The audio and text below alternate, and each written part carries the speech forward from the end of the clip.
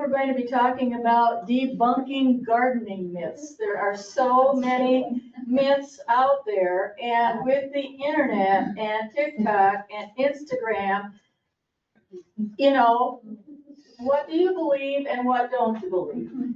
Did somebody? I'm going to tell you, yes.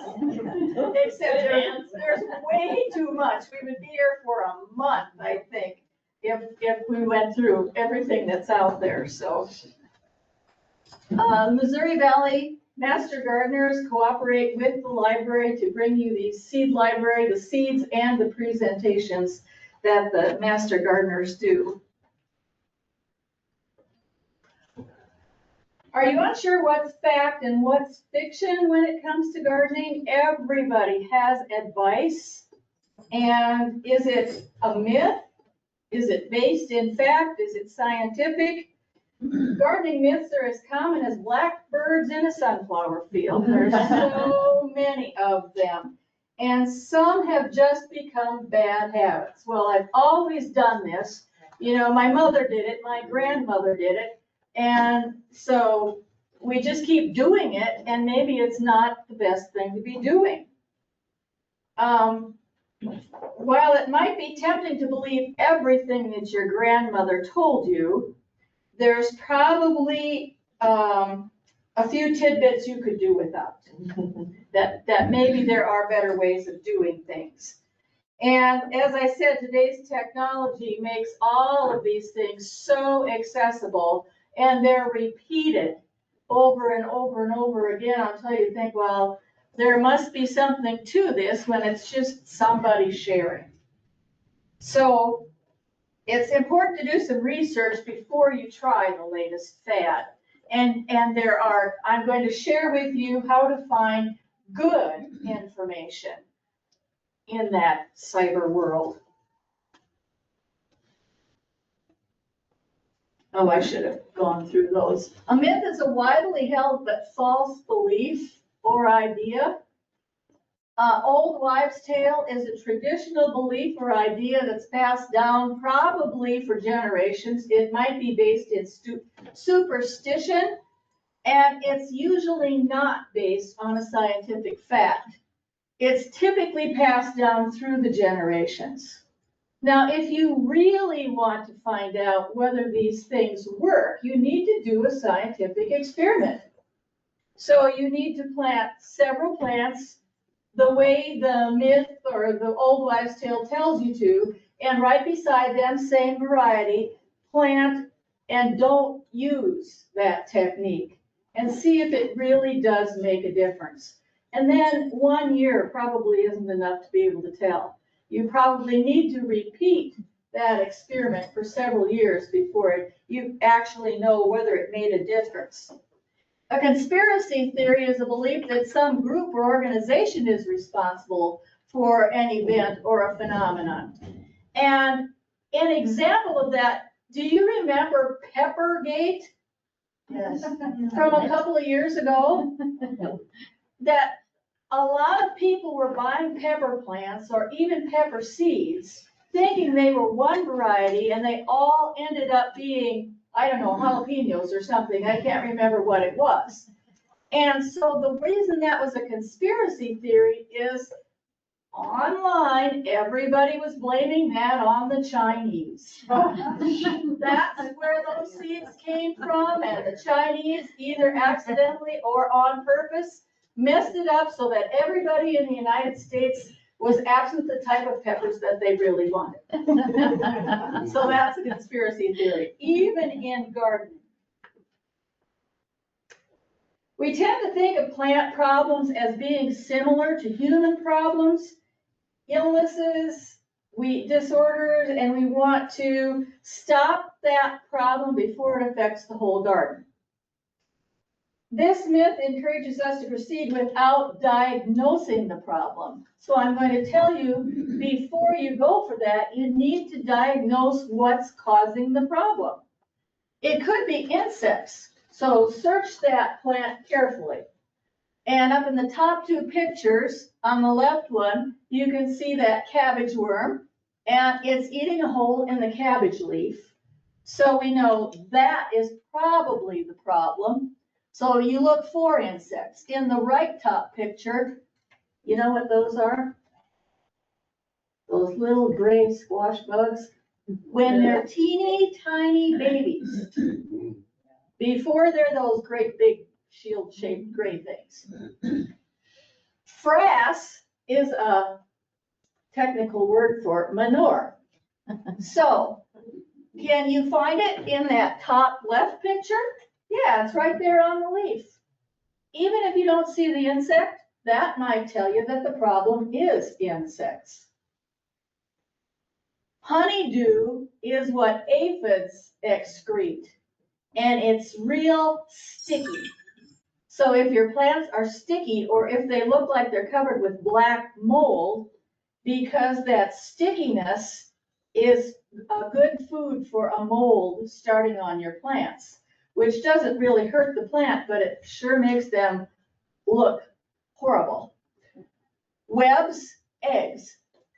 If you look under your squash plants and you see those little clusters of perfectly round, coppery looking eggs, those are the squash bug eggs. Now, anytime you see eggs, you can just squash them before they turn into an insect and keep that insect from hatching and growing up and developing. Okay, troubleshooting for diseases. Some symptoms: wilting, yellowing, stunted growth, irregular patterns of yellow and green on the leaves, and dieback or leaf drop. So here you can see all those little circular, that's actually an apple tree, and that is cedar apple rust. And cedar apple rust spreads back and forth from cedar trees to apple trees. And so there are fungicides that work on that. I have a lot of trouble with that because we have cedar trees around our whole yard. But when I spray my apple trees early in the spring, before the cedar, they get these little alien looking orange gelatinous things hanging on the branches, the cedar trees do. Since I've been spraying my apple trees with fungicide, the cedar trees don't get those anymore because they pass it back and forth. This one is Septoria spot on tomatoes. And if you ever want to know about diseases, Minnesota, shoot, I should have looked up that site. I think it's Minnesota Extension has a website that you could go to and you can put in your symptoms, yes, and it'll tell you what your possible diseases are. This is a fantastic book. I ordered this from Penn State Extension. It's called Identifying Diseases of Vegetables, and it goes by vegetable. So if you're having a problem with your, let's see, what are we, beans, then it's got pictures and it's got descriptions and it tells you what you can do about that problem. I think the book was $12. And I just went to their website and found the book, and they had an order form there, and I was able to order it. So this is really good if you have a lot of disease problems with your vegetable crops. Marlis, did you say that was Penn State? Penn State, yep. The bottom picture is talking about cultural. What's going on in your garden or in your flower beds or whatever that might make your plants look not so good? What do you think that could be? That's a cucumber plant. It's wilted. It needs water. It's dry. If you can see the soil there, how dry that looks. So that might be the only problem you've got. Too much water, too little water, plants too crowded. And that's what we call cultural. There's nothing wrong with the plant itself, but maybe you can do something about that. Now we've had yes. Before I forget, what do you spray your apple trees with? I'd have to look at my container. I don't remember the name of it, but I can get that to you. Some type of fungicide. It's a fungicide, yes. And I think it's called Immunox. Immunox, IMMUNOX, that's what it is. And it is a fungicide for that purpose.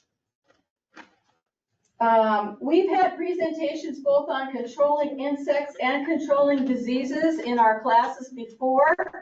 So if you go to YouTube and you search for Yankton Seed Library, you will find many of the presentations that have been given before. So that's helpful. Okay, I'm going to talk about 6 different groups of things and go through some myths about each one. And some of them you may believe, maybe you've done it for years. Oak leaves and pine needles make soil more acidic. These are all myths. Everything I'm going to present is a myth. It's not based in science. Now, oak and pine forests have naturally acidic soils, but oaks and pines grow there because the soil is acidic. It's not the needles that make the soil acidic. Once the leaves are decomposed, they're close to neutral in pH. So you don't need to worry about that. Coffee grounds is another thing. Actually, if you go to Starbucks, they will give you their used coffee grounds. And you can use those, but don't put them in your garden, put them in your compost pile. And rather than the soil around your plants. Another one, most mulches rob soil of nitrogen. Most mulches are high in carbon, and these materials use nitrogen to break down. Microbes use the nitrogen to live, but they work where the mulch meets the soil. So it's not going into the soil, the carbon nitrogen cycle there. Another one, cedar mulch keeps insects out of the garden.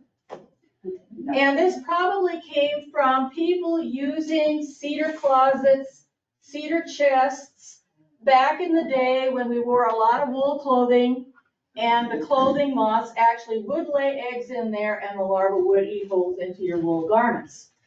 And what the cedar did is it had enough of a smell that the moths couldn't smell the wool in that closet. So they didn't go in there and lay their eggs. Sadly enough, it does not work that way in the garden, and probably because the clothing moths really don't bother your garden. They don't keep the insect away from your plants. So nothing wrong with using cedar, but it's not going to keep the insects away.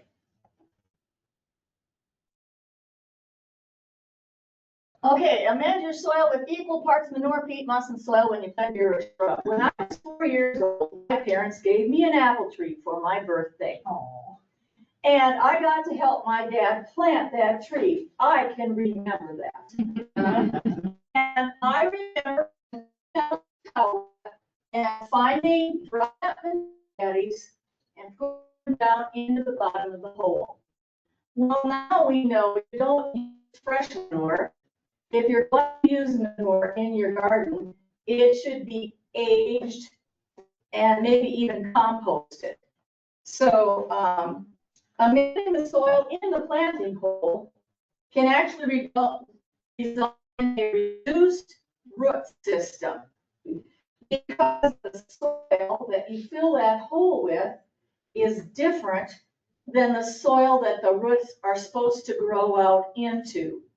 So you just put your regular soil back in there and dig a hole that's wide so you can spread the roots out, but it should not be any deeper than the tree was planted.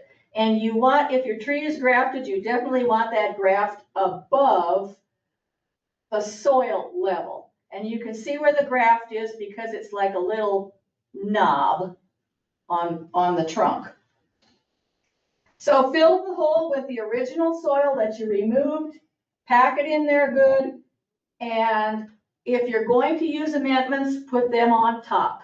because nature amends the soil from the top down. And you want your roots to be able to grow out and not stay in a circle close to your tree. Marlis, is that tree still alive?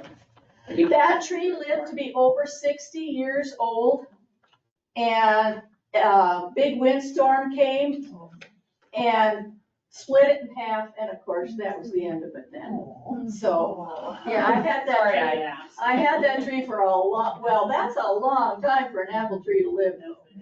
Yeah, So is that true of other plants as well, or just trees? for amending the soil, it's always better to use the actual soil in the hole. And if you want to amend it, put mulch or whatever on top of the soil. Okay, I had planted some asparagus and I went online, dig a deep hole and then put manure and then cover up the manure a little bit and then put your asparagus plant in. And that's probably okay, It worked wonderful. Yeah. I mean, I don't know. but it's always better to use aged manure Yes, than it is to use fresh, because the fresh is really what they call hot. yeah, Yeah, like chicken manure. yeah. Now, the next two relate to fertilizer. Compost or fertilizer needs to be turned into the soil, and we've just been talking about how put it on top. And it will amend the soil itself by soaking into the soil. And that gardens need to be fertilized every year. So using too much fertilizer costs you a lot of money. And it's not good for the environment, because in a wet year like this, it disappears and it runs away with runoff and so on, gets into the rivers and lakes. Not all areas of your yard need the same kind of fertilizer or the same application, and not all plants need the same kinds of fertilizer or the same application. So the best practice is to test your soil. And we do not have a soil testing facility at SDSU, but Minneapolis, Minnesota has it, North Dakota has it, Nebraska has it. So you go online and find out where they will test your soil. And they will either send you a little bag to send that soil to them in, or tell you how to do it. And then you'll get a big printed out thing that tells you exactly what the fertility of your soil is. And if it needs only one thing, then that's all you have to add to it. But you need to do that in different spots around the area that you're going to be planting. Adding compost to the soil surface, that helps your fertility. And exception would be if you're growing in containers, where the only fertility for your plant is the potting soil that you put that plant into. And any fertilizer that's in the potting soil lasts only for a few weeks. So there you would need to go ahead and fertilize in that container. I planted tomatoes in containers, and I use this tomato food because that's got the right nitrogen, phosphorus, and potassium combinations, which I can't read. Okay, and it says, it tells you exactly how to do it, how often to do it, how much you should use. And then you do have fertility in your container if that's the way that you're raising your garden. So as long as we're on this business about the water leaching out the fertilizer in pots, and you need to feed them every week, is that a myth or is that an actuality? It's not an actuality. Follow the instructions on a So my fertilizer. fertilizer says it's good for 3 months. In a plant that you water once or twice a day, is that enough? I mean, it doesn't say on the container whether you're, No, it doesn't say that. It doesn't say, so does it leach out because of watering more often and therefore that 3 months doesn't go through? you're watering more often because it needs the water. Mhm. Yeah, and so the water is not running away with No, the but is fertilizer. it leaching out the, No, it stays in the pot until it's used up. so the fertilizer actually stays there? Yes, until the plant uses it. and then you need more. So if you look at fertilizers, this one's for tomatoes. There's fertilizers that are for flowers. There's fertilizers that are for vegetables. So I'm talking about in a pot. In the garden, you've done a soil test. If your soil test is adequate, you probably don't need to fertilize. But in a pot, that's different because it does not have this huge area of soil that it's drawing all these things out of. So you're saying that that's a myth, that you need to fertilize every year, Yes. so. Now, and maybe you do. If your test shows you that you need that fertilizer, then you would need to, but probably not.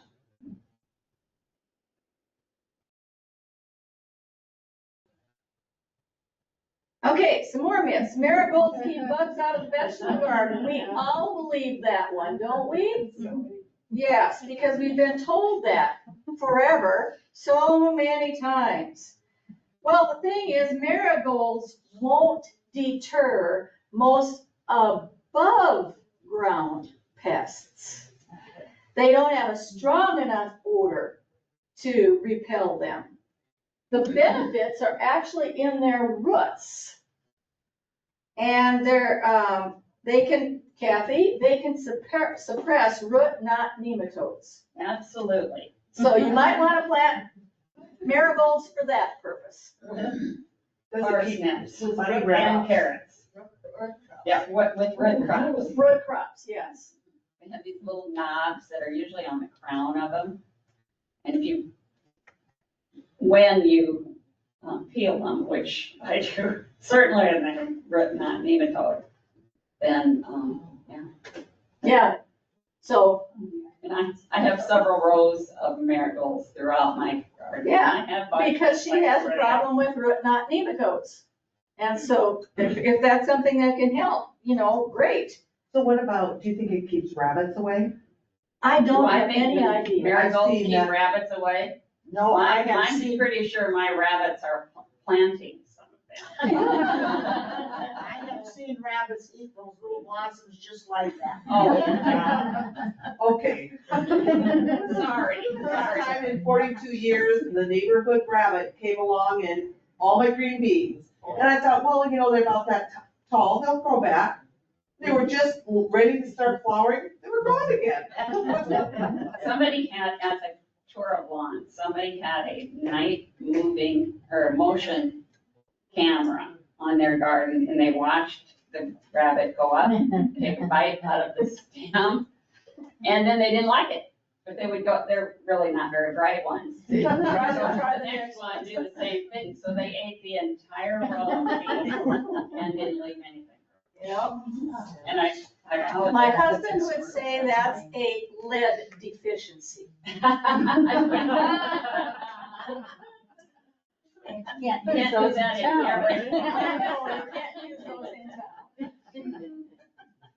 So My better garden cuts up alternative, to a cornfield, and so I'm real nice to the people. better alternatives include garlic and chives. Those ward off aphids and cabbage worms. Catnip repels aphids and squash bugs. I wouldn't want to plant catnip in my garden, though. That stuff really spreads. Nasturtiums attract aphids, so they come to the nasturtiums instead of your plants that you want. The scent of lavender disrupts mosquitoes and moths, and rosemary and basil deter flies and other small pests. So some of the herbs and those things that we plant in our garden, actually are more beneficial as far as deterring insects than marigolds are. We must remove the suckers on tomatoes. So here's the two branches of the tomato, and that is the sucker. It's like just a little teeny tiny branch that comes up between the two that you just reach and pinch off with your fingernails. And there's nothing wrong with removing the suckers, it's just that you don't have to do it. However, removing the suckers does remove the amount of plant material, so you've got less leaves photosynthesizing and making food for the tomato plant. And removing the suckers makes airflow more efficient. And not having enough air going through your tomatoes can create problems with tomato diseases. So I do that, but it's a myth that you have to. These are not taking any food away from the plant or anything like that. They are, they're okay. It's just that when your plant grows and these get bigger along with the rest of your plant, you are restricting airflow through the plant. So whether you remove those suckers or not depends upon what you do with your tomatoes. How far apart do you plant them? You know, I think I plant mine at least 3 feet apart so that they do they're crowded together, then you have air restriction and you may have more diseases. How do you stake them? That's another thing that would make a difference in whether or not you pinch out those suckers. So if it makes you feel good, do it. The flavor of it, for sweeter tomatoes, water with sugar water. Well, I mean, that sounds logical, right? You put sugar on your tomatoes maybe when you eat them. So the flavor of the tomato is determined by its chemical composition, and that's due to the plant's genetics. So what you need to do if you want sweeter tomatoes, experiment with varieties until you find a variety that you really like the flavor of. Heirloom tomatoes generally have better flavor. There are some disadvantages. They are more susceptible to disease because they haven't had genes inserted into them or haven't been crossed with other tomatoes that are disease resistant. So then you really need to practice good gardening habits with your tomatoes. And generally, heirloom tomatoes don't yield as much. So, you know, if you're preserving a lot of your tomatoes, and that's important to you, you aren't going to get as many tomatoes if you plant the heirlooms. Tomatoes tend to be more flavorful in dry years. So if your tomatoes don't taste as good this year and you planted the same varieties you always planted, well, think how the weather's different. Research has shown that sugar water increases the amount of carbon in the soil, which ties up the nitrogen in the soil. So that's not good for your plants. Now, there's a current online brown sugar and baking soda in your water that you water your tomatoes with produces vigorous growth and heavy fruiting, and it's everywhere. All you have to do is Google brown sugar and baking soda for tomatoes, and it will pop up with hundreds of the same thing, with recipes for how much you put in and how often you water and everything. Okay, so baking soda alters the soil pH. Baking soda is basic, and our soil here in South Dakota is already basic.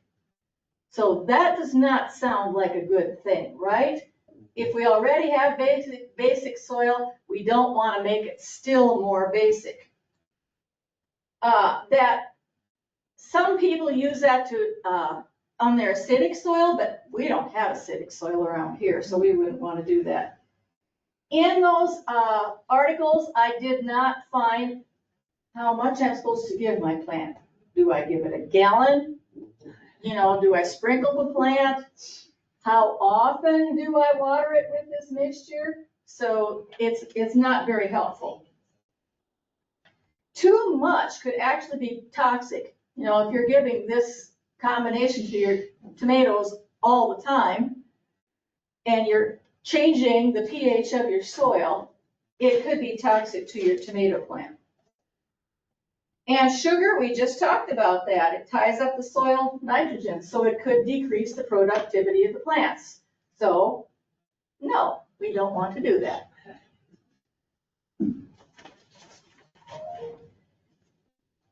Okay, you can't plant pumpkins in the garden with squash because they'll cross-pollinate and you'll get squompkins. It is true, they do cross-pollinate. But unless you are a seed saver, that's not a problem. Because what you plant this year will produce the kind of squash or pumpkin that your seed was. And if they cross, you'll get the squumpkin next year if you saved that seed. Now, this has happened because we just threw some squash out in the cow lot and they rotted and the seed sprouted and they had, I don't know, you could think of a creative name for it, but it was a zucchini that was ribbed like an acorn squash. And I didn't eat it because the cows always get to those volunteer pumpkins and squash before I would ever get to them. So if you are a seed saver and you want to save seeds from your pumpkin or squash for next year, then isolate it.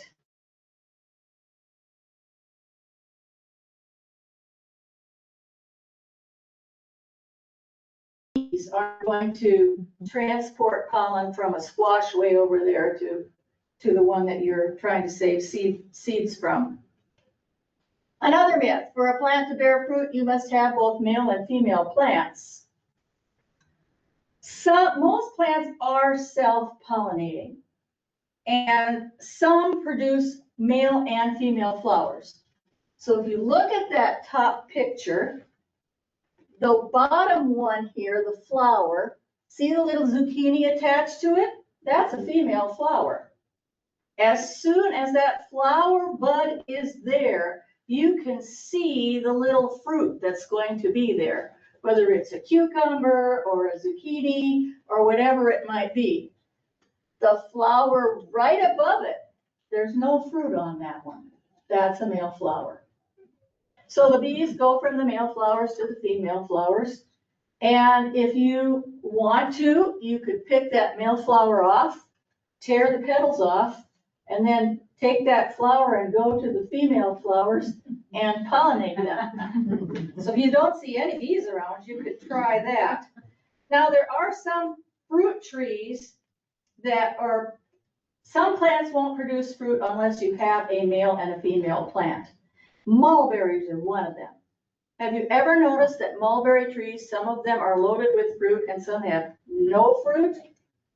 The ones without fruit are the male trees. So you have to have male trees. Ginkgo tree is another one. The female tree will produce fruit and the male tree only produces pollen. There are some that tell you you need to have 2 varieties in order to get a good crop. And read your catalogs for that. It says most apples need a pollinator, and you need an apple tree of different variety, but they need to be blooming at the same time. So Gurney's says here, go to gurneys.com for more information, and they will tell you which trees are good to pollinate each other. Elderberries, you do not need to pollinate them because they are self-pollinating. But if you have 2 different varieties, you will get way bigger crops because they get pollen from cross-pollination. If you're familiar with honeyberries, or sometimes called hascaps, they look like blueberries, but they're about that big and they're long. And they taste a little different than a blueberry. But again, that's another one. It'll tell you right in your seed catalog, you need 2 different varieties to get fruit. And it will, in every seed catalog I've ever looked in, they all have the 2 that they sell together because they have to be blooming at the same time in order to be helpful in that way. So use those seed catalogs. They have great information in them. Okay. Putting eggshells in the planting hole will prevent blossom end rot, so you more than likely recognize that. Not only tomatoes, but cucumbers, zucchini, sometimes even watermelons get blossom end rot. And the end of the fruit either develops a black scab like that, or the end of the fruit rots. And that's common in zucchini. And it's usually in the first ones on your plant. And later on, they're fine. So it's not a disease. It's caused by a lack of calcium. And we do not have a problem with calcium in our soil. It has plenty of calcium. But if the plant does not receive consistent watering, the calcium can't get into the plant. And so this year, there shouldn't be much problem with that because our plants, except way early when it was dry, before it started raining, we've been having consistent rainfall and the soil is probably moist so that the plants won't have this problem. Now, logically, eggshells are full of calcium, right? The problem is, if you crush it up and put it in your soil, it's going to be about 2 years till it comes out into the soil and your plants are able to absorb it. So it's not you, but it's not going to help you this year if you put that eggshells in your soil. And again, remember that container plants need fertilizing. So if you don't have enough fertility, even if you're doing your container plants, watering them well enough, you might have problems. Is that okay to eat? Cutting off that dry? Yeah, cut off the half of the tomato or however much to just eat the tomato. Can you can something? Okay.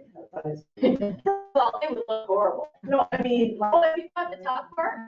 okay, I read already, if your fields aren't lush and beautiful and they have spots on them, you're not supposed to camp. Is that true? No. Okay. As long as you cut it off. If you cut if it's rotting, then I'm sure it's interesting.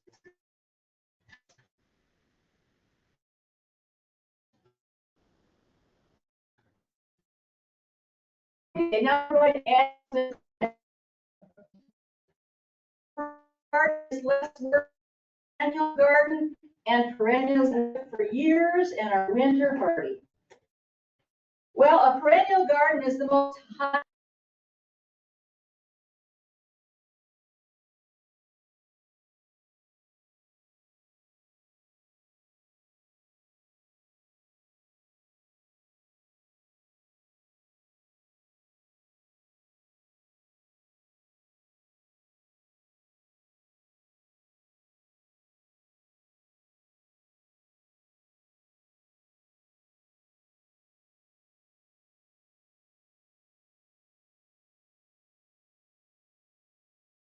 Spreading.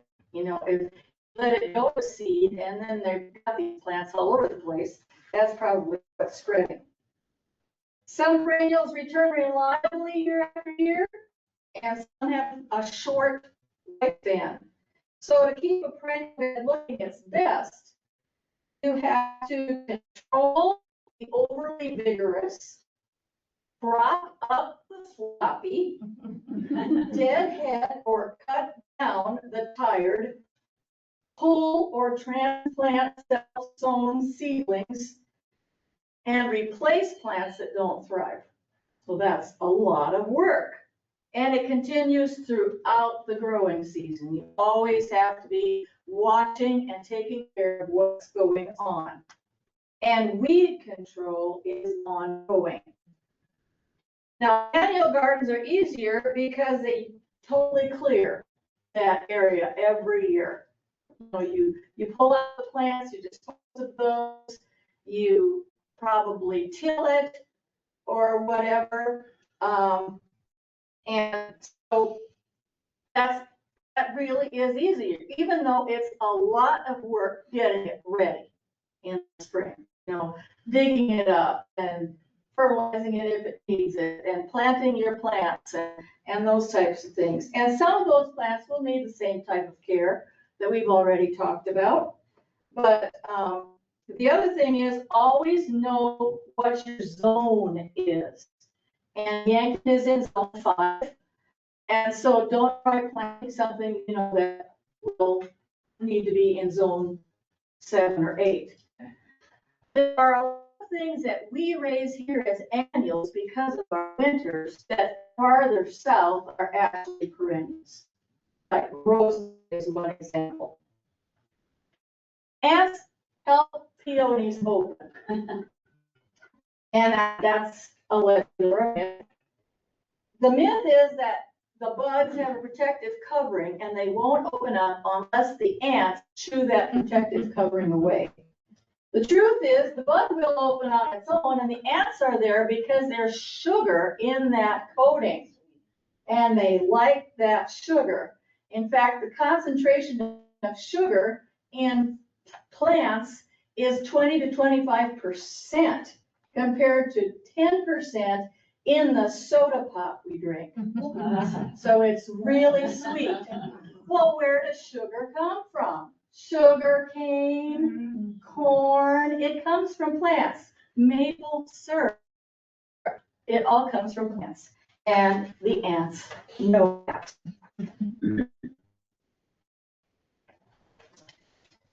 Perennials should be divided into 2 garden forks, considering that fourth private root comes apart. Talking about taking 2 garden forks like this, putting their tines in between each other and whittling them and pulling on them in order to get the plant out. The problem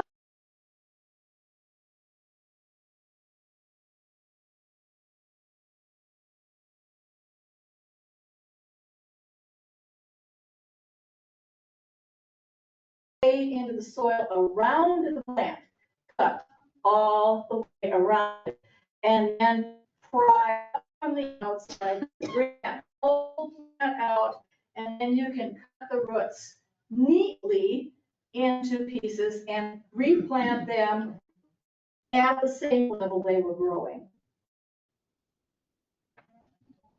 Red flowers attract hummingbirds.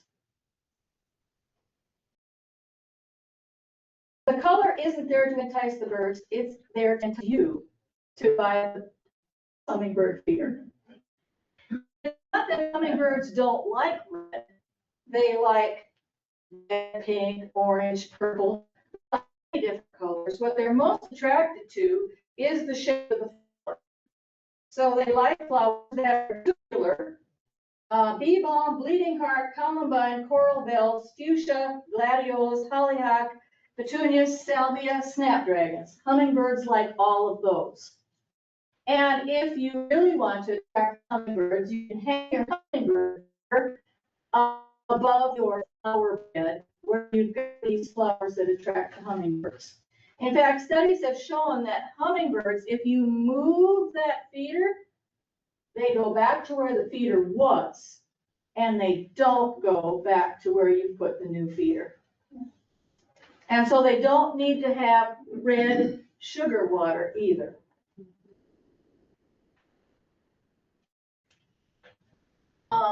Same radius hanging upside down in the basement. It's not that that doesn't work, but you don't need to do it that way.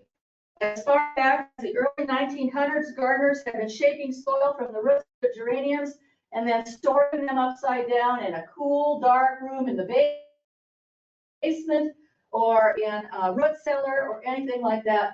And it might have been because they didn't have room to overwinter the geranium living plant in their home. And as results, that's what you can do. Take your geranium, put it in a nice sunny window. About January or February, you can cut sections off your geranium plant, put it, stick it in soil, and in the spring, you'll have all kinds of geranium plants from the cuttings that you started.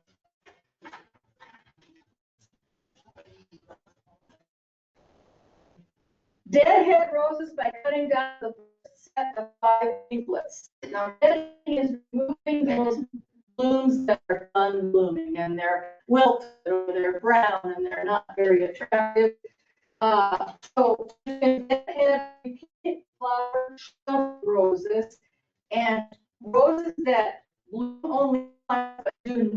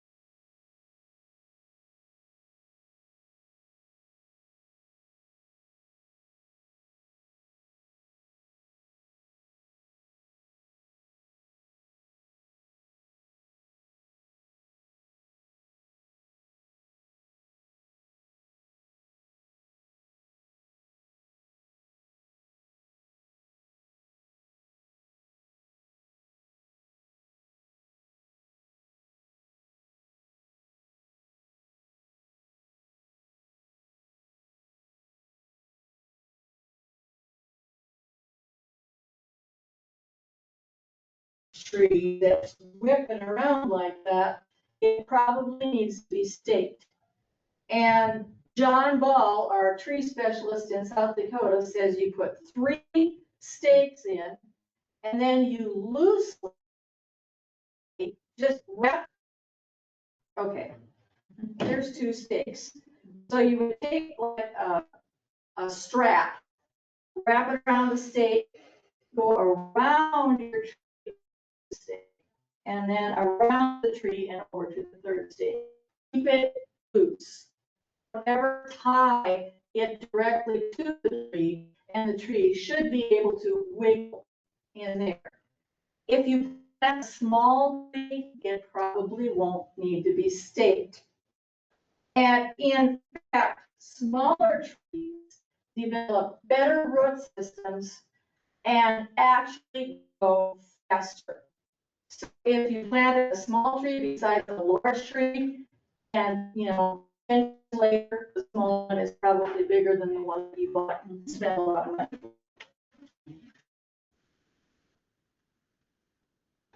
Okay.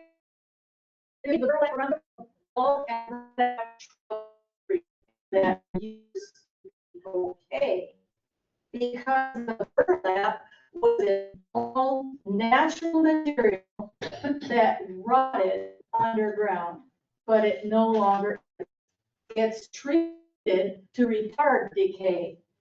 So you need to get that burlap off there. It's a barrier to the roots. They can't grow out through it, and they're going to grow in a circle, and you get a derecho when it's going to go over because it doesn't have a strong enough root system. So you could put the tree or the shrub in the hole and then cut that burlap and pull it down. You can even leave the burlap way down the bottom of the hole. Or you can lift that tree up and then pull the burlap out. So that your roots actually develop. More shrubs and trees. Large crops of acorns or walnuts, thick shells on nuts, thick skins on apples or onions. Those are all old wives' tales that predict a harsh winter coming up. In reality, it shows you what your year was like the year before. So if these plants were under a lot of stress, they're going to produce more. If they were under stress last year, they're going to produce more this year. Why? They need to reproduce. And if it was a tough year last year, and there's a danger that that tree might not survive, they're going to produce as many seeds as they can. Did any of you notice this year what the elm trees looked like this spring? They weren't green. They were brown. And that brown was all seeds. Now think about what last summer was like. Hot and dry, and everything needed water. So the same thing with the skins on the apples and the onions, they're a protector. So if you have a tough year, they're going to develop tough skins and thick skins. So the skin is protection, and growing in stressful conditions will cause a plant to make sure that it can survive for the next year by producing seeds or whatever. The next one, we have to coat or seal wounds on trees. No, you do not want to do that. So we seal wounds with tar, paint, fill them with cement, cover them with cardboard, or even elastic bandages. Because we think that these are like people, and you have an injury, you need to put a Band-Aid on it. But the trees don't want that. In fact, it promotes decay because it keeps it moist behind that paint or tar or bandage or whatever you put on it, and then it can start decaying. So you can help the injured tree by pruning it correctly. If there is an injury on your tree, prune it. You can find some good sources online for how to prune that if you don't know how. And then water it deeply every couple of weeks to help it heal and get back to growing. Now that bottom picture is pretty extreme. That's what we call mulch volcanoes.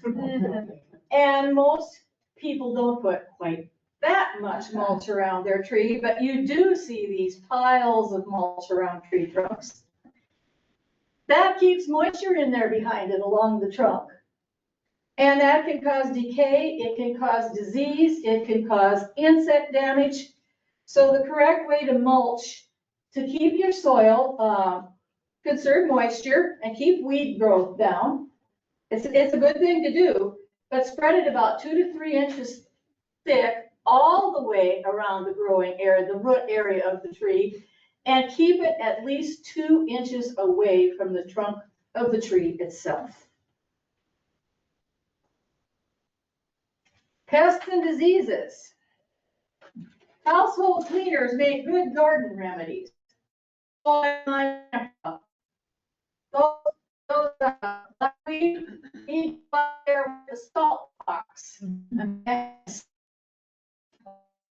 Sometimes it killed them and sometimes it didn't, but it didn't take too many years so Grandpa couldn't grow anything in his garden because the soil had too much salt in it. Do you remember the movie, My Big Fat Wedding? That's what we would be able to do with our garden, but cheap, but they might be worthless as well, and some would actually be harmful. Sometimes the impulse to use household products is based in fact, but they ignore the science involved in it. So common household ammonia is rich in nitrogen, but that doesn't make it a good fertilizer since it's volatile and the nitrogen isn't easily accessible to the plants. And we know that insecticidal soap is used for insect control in our gardens, but that's not the same thing as reaching for a bottle of dish detergent. Detergent has more chemicals in it. It is not just a soap.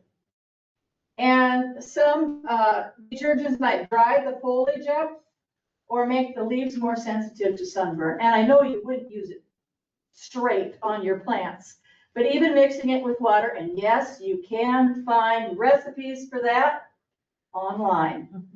How to mix your Dawn dish detergent to make a soap for your insects. So go with the insecticidal soap. Vinegar. Put vinegar on your weeds. That'll kill your weeds. Well, our household vinegar is not a very high acidity, and you can buy gallon jugs of vinegar that are used for cleaners and things like that, that are pretty high in their acidity, it might work on an individual annual weed.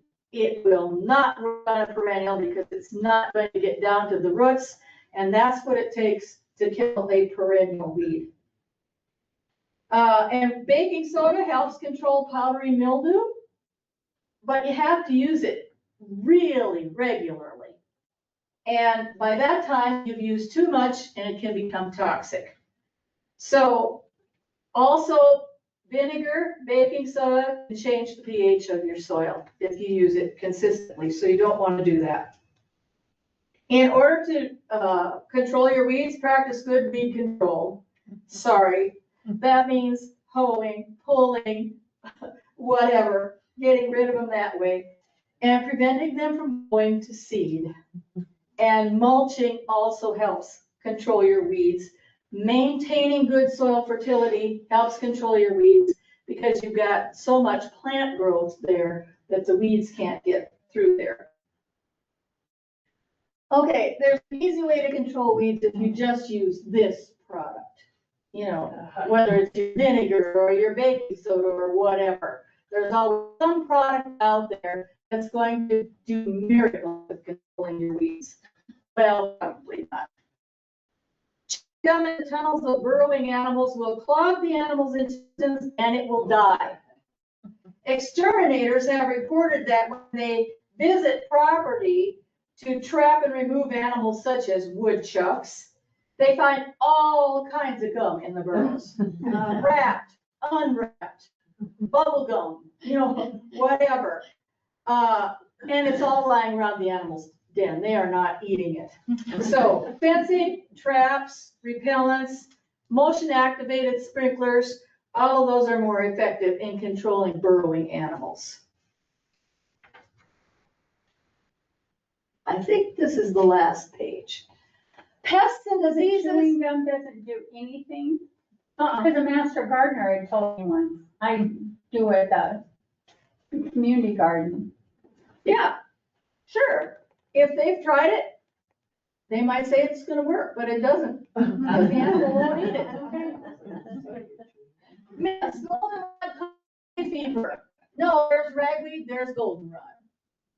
Goldenrod, ragweed bloom at about the same time. So goldenrod gets blamed for all the allergy problems because it's so showy. You know, oh, the goldenrod's blooming and my allergies are bothering me. The hay fever's terrible. Goldenrod has such large, waxy pollen grains that it can only be pollinated by bees. It can't even be pollinated by the wind. So it's not the goldenrod that's causing the problems. It's not flying around. It's not flying around. Now there's the ragweed, and that doesn't look like a very pretty flower, but it's got, you know, a horrendous amount of very tiny pollen that blows around in the wind. We breathe it in, and that's what's causing the problems. So to keep the ragweed under control, but that means so would everybody else needs to do that. Put mothballs around the garden to repel pests. Years ago, again, clothing out of wool. Mothballs in, seal the clothing to keep the clothing moth, the wool moth there. And because that didn't work, they probably thought, well, if it works on those moths, it's gonna work on any kind of insect. So I'll throw these mothballs out around the garden. Well, mothballs are designed to be used in enclosed places, not out in the open. You don't want to have them out in the open where people might be exposed to those vapors. The vapors are a neurotoxin, and there's some concern they could even be carcinogenic. Another problem is crows love to pick things up, and they see these white mothballs, they grab them, they take them back to their nest for who knows where they're, you know, they could drop them in a child's sandbox. So not a good thing to do. We'd have no way of knowing where those mothballs might end up. If a gardening pesticide is organic, it must be safe. Well, the main difference between organic and synthetic pesticides are organic come from organic sources like other plants. Chrysanthemums are one thing that some of these pesticides are made of. Cabbage loopers, there's a bacteria that you can get and sprinkle on your plant or spray on your plant. Well, that's organic, that's a natural substance. And the cabbage loopers eat that off the leaves of the cabbage and they die. So they are not as effective, even though they are effective, they're not as effective in killing as synthetic pesticides are. So you need to use them more often. And the danger can be that we use them too often, and then they can also be harmful. So anytime you use any pesticide, read the label. Read the label before you buy it, because they will tell you which plants you can use it on. You can't use every pesticide on every plant. They will tell you which insects it will work on. And you don't want to just be indiscriminately spraying and you're not even controlling the insect that's causing the problem. So read it, read the label. You can also get the label online. So if somebody tells you, oh, use this, use this, use this, if not, look it up. Well, and you'll find the label online. So you can read the whole label and find out, yes, is it for the plant I want to spray? Is it for the insect or the disease that I'm trying to control? And if it's not, then don't waste your time and money doing it because it's not going to be effective. And then pay attention to how much you mix. You know, how much do you put into the water when you mix it up? Pay attention to how often you can spray. Pay attention to whether you should be wearing special clothing when you spray. You should not be out there spraying in flip-flops and shorts because you're going to get it on your skin. But some are more serious than others. You know, they want you to wear the rubber gloves and a mask and everything else when you're spraying them. So follow those instructions for your own safety and health and also for the plants that you're maybe going to be eating.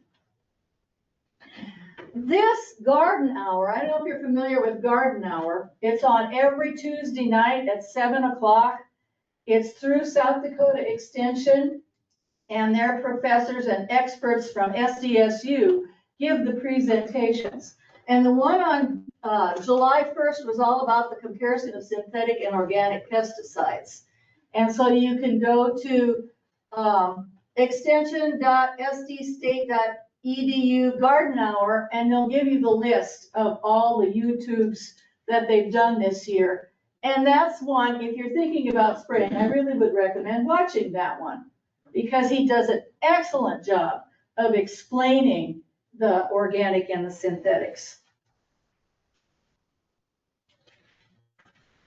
Okay, so how do we know what's reliable? How do we know what's science-based? Extension. They do scientific comparisons on everything. They do the studies and then they share the studies. So let's say you want to know about cedar apple rust. Put in your search box cedar apple rust and then add .ext to it. And it'll give you all the extension sources. So maybe from Minnesota, maybe from Iowa, maybe from South Dakota. Those are going to be science-based. Same way with colleges and universities. Put cedar apple rust into your search box and .edu. Now, these are not necessarily all going to be extension. You have to, pick and choose and find out which ones you think are worthwhile. Google Scholar is a search engine that is all colleges and universities and research based. So you put Google Scholar into your search box. A new search box will come up that's Google Scholar, and then you can put cedar apple rust, that's all you have to put in there.